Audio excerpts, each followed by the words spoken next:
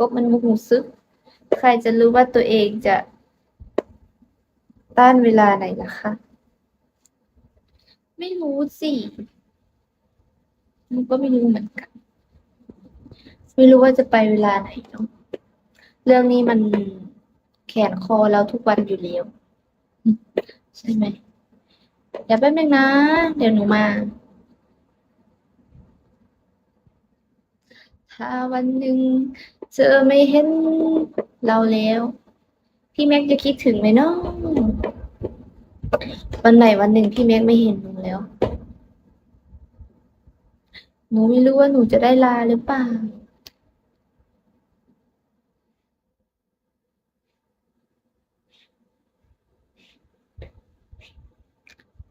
หนูจะลองอยู่ในบิโก้จนหัวขาวจนหัวขาวไปเลย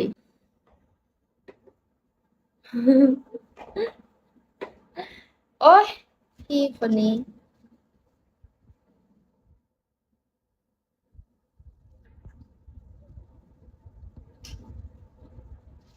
โยโยโยโย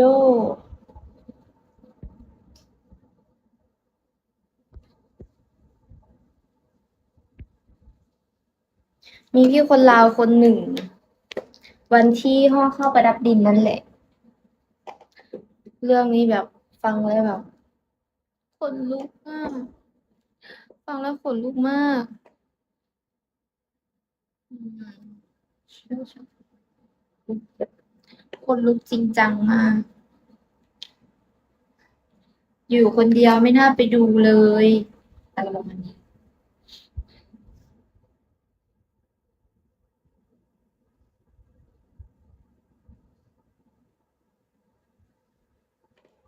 ตอนนี้อายแล้วเสียแล้วอืมเมื่อวันห่อข้าวประดับดินมีคนมาเคาะประตู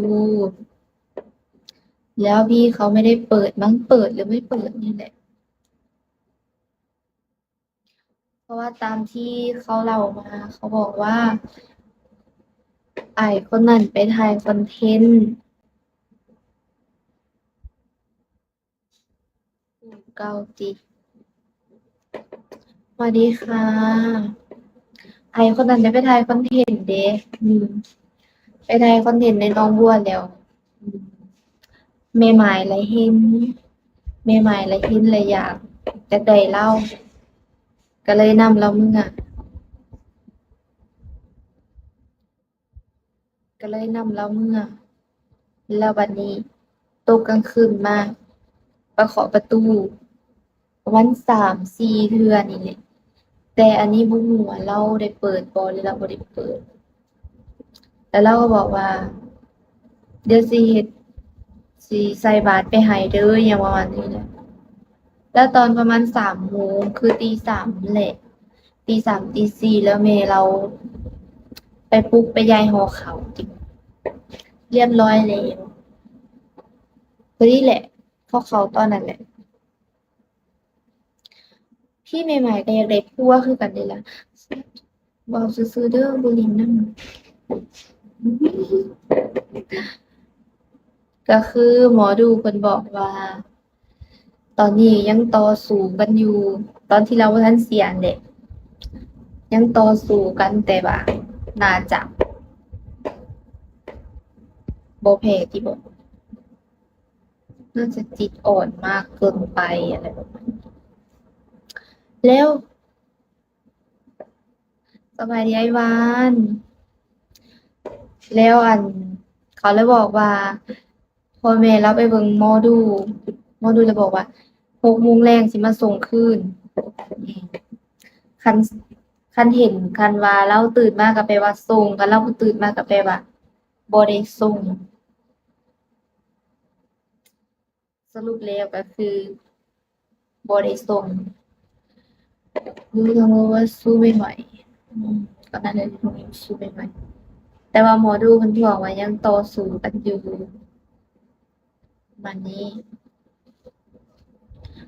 เขาว่าตอนแรกตัวเรามันบ่ได้เห็นเดะตัวเราน่ะเขาไปหาหมอแต่ว่า ทางหมอเพิ่นบอกว่าเพิ่นเสียแล้วเขาก็เลยบ่รับเขาเจ้าก็เลยเอากลับมาใส่ออกซิอยู่บ้าน แต่ว่าตู้เรายังบ่ได้